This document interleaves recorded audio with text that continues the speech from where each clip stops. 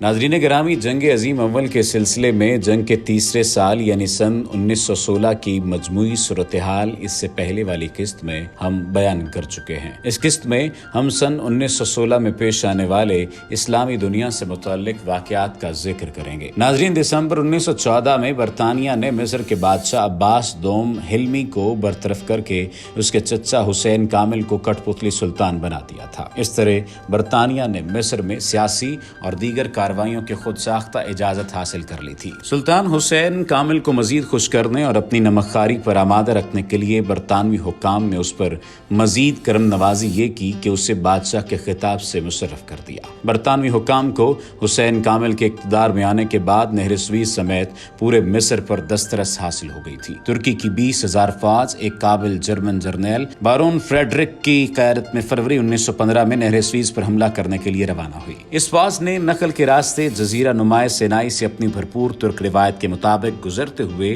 گہرے پانی سے نہر کو پار کیا، لیکن آگے برطانوی اور فرانسیسی بحری بیڑے موجود تھے جنہوں نے ایک شدید حملے کے ذریعے ترک فوج کو پیچھے ہٹنے پر مجبور کر دیا۔ گیلی پولی کے محاذ پر اتحادی افواج کی شکست نے مصر کی سالمیت اور نہر سویز کے برطانوی قبضے پر سوالیہ نشان اٹھا دیا تھا۔ اس لیے نہر کی حفاظت کے لیے مضبوط دیوار کی تعمیر اور 14 ڈویژن برطانوی اور فرانسیسی فوج تعینات کی گئی۔ یہ فوج بہت تیزی کے ساتھ مصر میں پھیلنے لگی۔ 1915 کے وسط تک اتحادیوں کی 10 ڈویژن فوج آدھے مصر تک پھیل چکی تھی۔ دریائے نیل سے بننے والی تکون میں احمد الشریف، جو سنوسی کے مضبوط گروہ کا سردار تھا، برطانوی افواج کے لیے سخت رکاوٹ کا باعث بن رہا تھا۔ جنرل میکسویل کو احمد الشریف کے ترک جرنیل جعفر پاشا کے اچانک اور بھرپور حملوں نے سخت عاجز کر دیا تھا۔ 1915 میں کرسمس کے موقع پر وادی مجید میں لڑائی ہوئی، جس میں جعفر پاشا 2500 افراد کو برطانوی افواج کے مقابلے میں لے آیا اور انہیں ٹف ٹائم دیا۔ اس کے علاوہ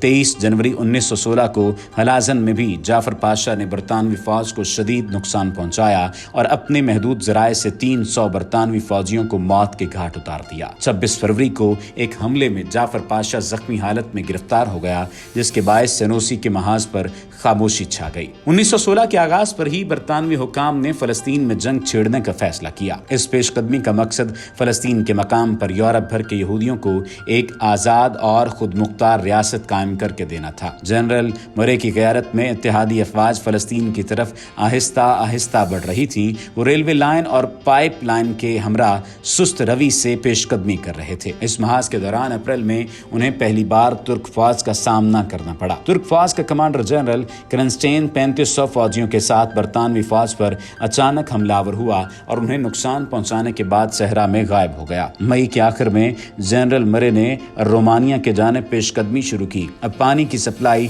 ٹرکوں اور اونٹوں کے کاروانوں کے ذریعے پہنچائی جا رہی تھی۔ جولائی کے آخر تک صورتحال مختلف ہو چکی تھی اور اتحادی فوج کو اپنے ارد گرد جرمن اور ترک فوج کے 16,000 سپاہیوں کی موجودگی کی اطلاعات نے سخت پریشانی میں مبتلا کر دیا تھا۔ برطانیہ کے جنرل مرے نے اندازہ لگایا کہ ترک فوج اپنے سے کئی گنا زیادہ تعداد والے دشمن سے براہ راست لڑائی کی بجائے سمندر کی جانب سے حملہ آور ہو کر پانی کی سپلائی لائن کو ختم کرنے کی کوشش کرے۔ ایسی صورت میں دشمن کو دھوکہ دینے کے لیے جنرل مرے نے اپنی 2 ڈویژن فوج کو 4 میل لمبے علاقے میں پیش قدمی کی ہدایت کی۔ اس فوج کے پیچھے ایک مضبوط محفوظ فوج تعینات کی۔ پیش قدمی کرنے والی فوج کے ذمے ترک افواج کو اس وقت تک روکے رکھنا تھا جب تک کہ باقی فوج انہیں اپنے گھیرے میں نہ لے لیتی۔ اپنے منصوبے کے عین مطابق جنرل مرے نے ترک فوج کو گھیرے میں لے لیا۔ ترک فوج نے بے جگری سے لڑائی کی، لیکن پانی کی قلت اور پیاس کی شدت کے باعث انہوں نے ہتھیار ڈالنا شروع کر دیے۔ اس طرح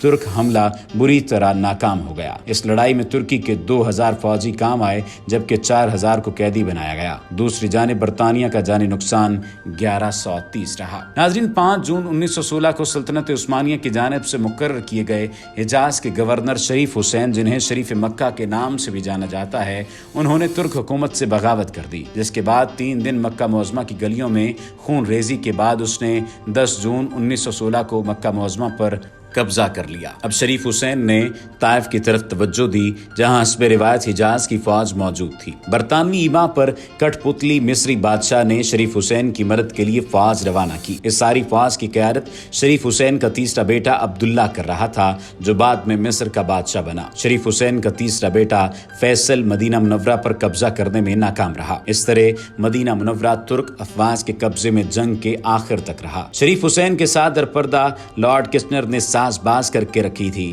مگر برطانوی حکام نے جب شریف حسین سے بغاوت کروا لی تو حسب عادت اس سے اپنی نظریں پھیر لی اور شام کے علاقے فرانس کے حوالے کرنے کا خفیہ معاہدہ کر لیا۔ دسمبر 1916 تک برطانوی افواج سنائی میں العرش تک پہنچ چکی تھی۔ یہ جگہ فلسطین کی سرحد سے صرف 27 میل کے فاصلے پر تھی۔ برطانیہ کے جنرل مرے کو برطانوی وزیر اعظم ڈیوڈ لائڈ جارج کی جانب سے فلسطین پر جلد از جلد حملے کے احکامات شاہی chief of staff general William Robertson کے ذریعے موصول ہوئے۔ جنرل مرے کا خیال تھا کہ اس کی افواج اس حملے کے لیے کافی نہیں ہیں، تاہم اوپر سے حکم آنے کے باعث اسے اپنے پاس موجود سپاہیوں کے ساتھ ہی فلسطین پر حملہ کرنا پڑا۔ 23 دسمبر کو اس نے ماغدابہ پر قبضہ کر لیا۔ اس لڑائی میں 1300 ترک فوجیوں کو قیدی بنایا گیا۔ اس کے مقابلے میں برطانوی فوج کے 146 جوان ہلاک ہوئے۔ اس کے بعد برطانوی فوج نے 9 جنوری 1917 کو رفح پر حملہ کیا۔ ایک شدید لڑائی کے بعد 1600 ترک فوجیوں کو قیدی بنا کر